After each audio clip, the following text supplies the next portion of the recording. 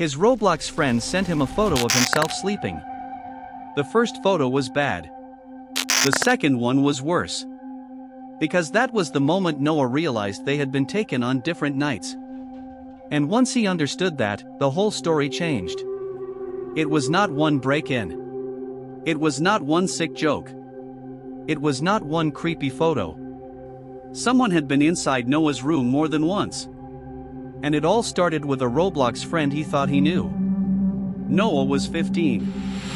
Quiet. Awkward. Easy to overlook. At school, he was the kind of kid people barely remembered unless they needed something from him. So most days, the second he got home, he went straight to his room, shut the door, and logged into Roblox. That was where life felt easier. That was where he met someone named Rin. At first, Rin seemed perfect. Funny. Always online. Easy to talk to. They started by playing Bloxburg together, then horror games, then staying in voice calls way too late on school nights. After a while, Noah was talking to Rin more than he talked to almost anyone in real life. And that was the mistake. Because once someone becomes part of your routine, you stop noticing when they start learning too much. At first, it was small things. Rin asked weird questions, but not in a way that sounded dangerous. Just personal. Too personal. Questions like, do your parents check on you at night? Do you sleep with your door locked? Do you leave the curtains open? Do you keep your charger plugged in while you sleep? Do you always leave books on the bed? Noah thought it was strange, but not scary. He had already shown parts of his room before. A setup pic. A blurry selfie. A short clip during a call. Nothing serious. At least, that was what he told himself. Then Rin got more intense. More controlling. If Noah replied late, Rin would send messages like, "Who are you with? Why do you disappear when other people are around? You act different when your real-life friends are there." That last one bothered Noah. Because it felt too observant. Too sharp. Too close. Then one night, everything snapped. Noah joined a voice call late. His mic was still muted. Rin was already in there with two other players. And before they realized Noah had joined, he heard one of them laughing. Then another voice said, "He actually told you that?" Rin laughed too. Not awkwardly. Not nervously. Just casually. Like Noah was already the joke. Then Rin said something Noah never forgot. "He tells me everything. He doesn't even realize how easy he is." The call went dead silent. They had seen his name appear. They knew he heard it. Noah did not say a word. He left the call. Blocked Rin. Threw his phone onto the desk.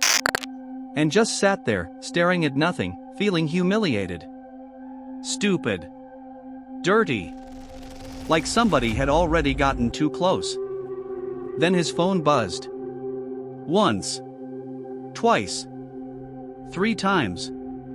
Message request. From a brand new account. No profile picture. No bio. No username he recognized. He almost ignored it. Then he opened it. One image. No text. No greeting. Just a photo. At first, he thought it was fake. A random bedroom picture from the internet. Then he looked closer. And stopped breathing. It was his room. His actual room. His bed. His desk. His chair. His blue hoodie hanging off the chair. And in the photo, he was asleep. Actually asleep. One arm hanging off the bed. Face turned into the pillow. And right next to him, on the blanket, was a paperback book. The same one he had dropped there less than an hour earlier. Noah stared at the photo, then at his real bed, then back at the photo. Everything matched. The lamp.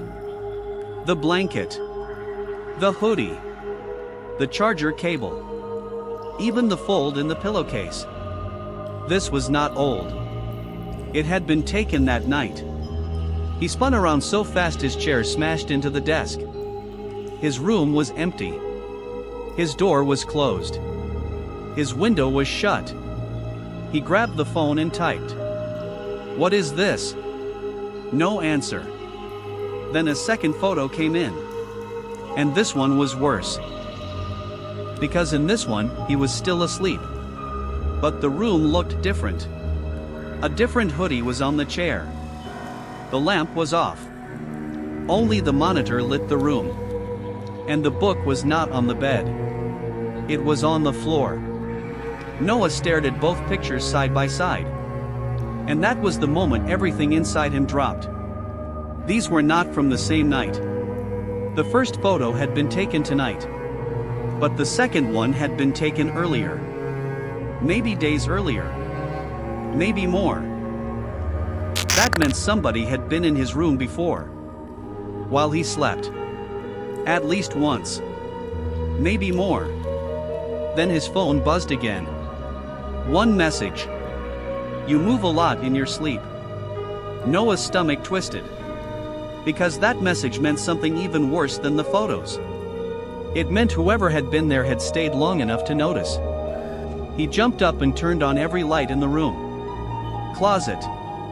Under the bed. Bathroom. Hallway. Nothing. Then a third photo came in. This time he was awake. Sitting at the desk. Looking down at his phone. And the angle made his whole body go cold. Because it had been taken from inside his closet. From behind the half-open closet door. Noah ripped the closet open so hard one of the hangers snapped. Nothing. No person. No camera. No explanation. Then one more message appeared. Too slow again. Again. That one word made it even worse. Not too slow. Too slow again. Like whoever was doing this had already watched him panic before. Noah ran downstairs and nearly fell trying to find his parents. The TV was on. The living room was empty. For one horrible second, he thought he was alone in the house. Then he heard them outside in the backyard. Talking. Laughing. He had never felt relief and terror at the same time like that. He showed them the photos immediately. At first, his dad thought it was some online prank. Some kid from school. Some sick edit. Then Noah showed him the second photo. And then the third one. The one from inside the closet. After that, nobody was talking anymore. His mom called the police. His dad checked the entire house. Every room. The attic. The garage. The yard outside Noah's window. Nothing. No footprints. No broken locks. No sign anyone had been inside. That should have made Noah feel better. It did not. Because if nobody had been there, then the photos should not exist. The police arrived and checked the images. One of them asked to see the file details. Noah handed over the phone. And that was when it got worse. Because the timestamps were different. One photo was from that night. Another was from 2 nights earlier. And another one had been taken almost a week ago. For a few seconds, nobody said anything. Noah's mom looked like she might throw up. His dad just kept staring at the phone. A whole week. That meant while Noah was still laughing with Rin in voice calls, while he still thought Rin was his closest friend online, somebody already had photos of him sleeping. That night, Noah did not sleep in his room. He slept downstairs with every light in the house turned on. The next morning, he woke up to another notification. Roblox. A new account had joined his private Bloxburg server. The username was random. Meaningless. But the avatar was standing inside a house Noah did not recognize. At least not at first. Then he moved the camera. And his stomach dropped all over again. Because it was not a random house. It was his room. Rebuilt inside Bloxburg. Not close. Not similar. Exact. The bed. The lamp. The desk. The hoodie. The red charger cable. Even the paperback book. Then Noah moved the camera again. And saw something even worse.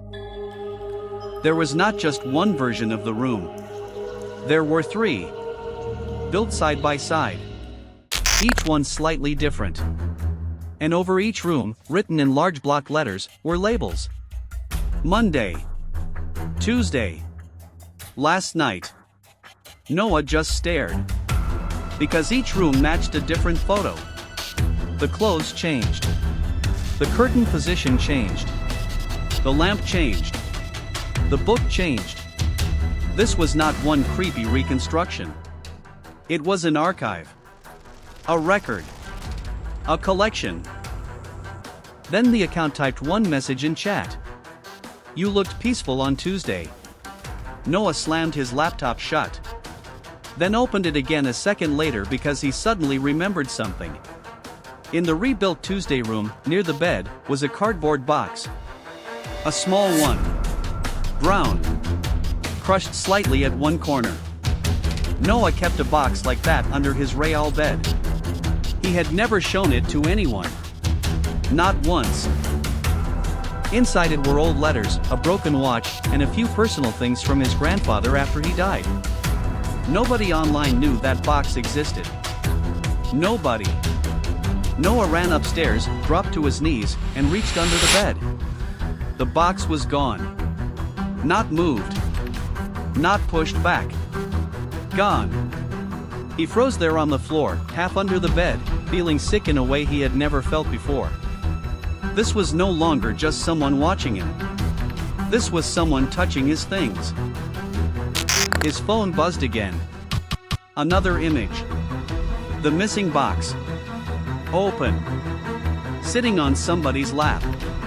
2 hands resting on either side of it. And beneath the image, one message.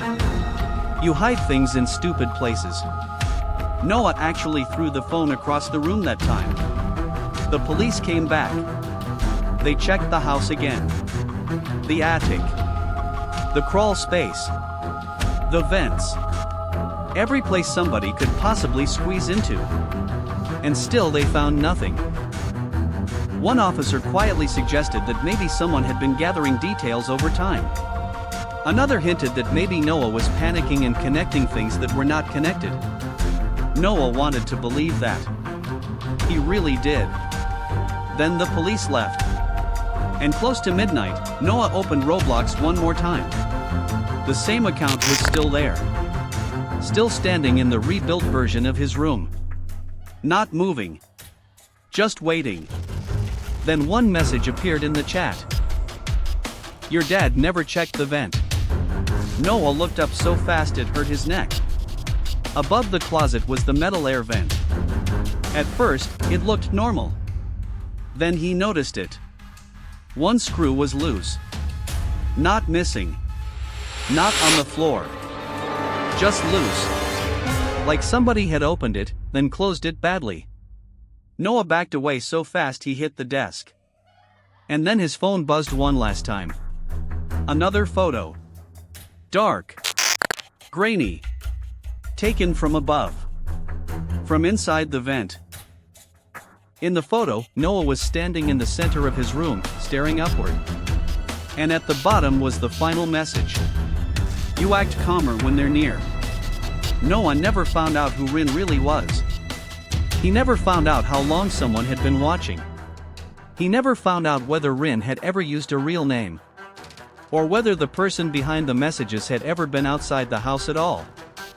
But after that night, Noah stopped showing anything from his real life online. No more setup photos.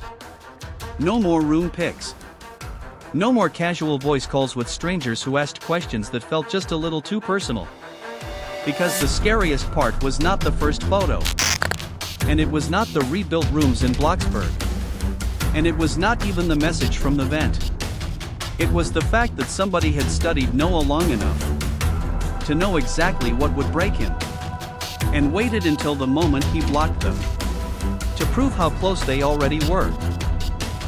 So the next time somebody online starts asking questions that feel too specific, too curious, too personal, pay attention. Because by the time it starts feeling wrong, they may already know where you sleep.